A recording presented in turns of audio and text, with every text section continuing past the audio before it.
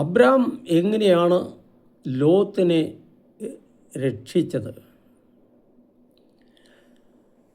സമീപസ്ഥരായ രാജാക്കന്മാർ പരസ്പരം ഏറ്റുമുട്ടി. സോദോമിൽ ജീവിച്ചിരുന്ന ലോത്തിനെയും കുടുംബത്തെയും അയാളുടെ സമ്പത്തും എല്ലാം ശത്രു രാജാക്കന്മാർ കൈക്കലാക്കി കൊണ്ടുപോയി. വിവരമറിഞ്ഞ അബ്രാം തൻ്റെ പയറ്റിത്തെളിഞ്ഞ് 318 കരുത്തരായ ചെറുപ്പക്കാരെയും കൂട്ടി ശത്രു രാജാക്കന്മാരെ പിന്തുടർന്ന് അവരെ അടിച്ചോടിച്ചു.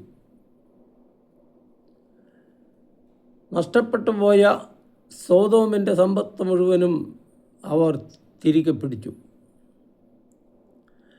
ലോത്തിനെയും കുടുംബത്തെയും രക്ഷപ്പെടുത്തി. എല്ലാം നഷ്ടപ്പെട്ട ലോത്തിനെ അതൊരു പുനർജന്മമായിരുന്നു.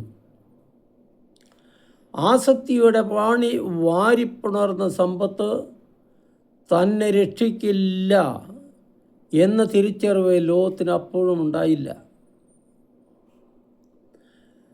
അയാൾക്ക് വേണമെങ്കിൽ പട്ടണത്തിൽ നിന്ന് മാറി ഗ്രാമപ്രദേശങ്ങളിൽ വസിക്കാമായിരുന്നു. പക്ഷെ അതുണ്ടായില്ല. അയാൾ വീണ്ടും പട്ടണത്തിലേക്ക് തന്നെ തിരിച്ചുപോയി.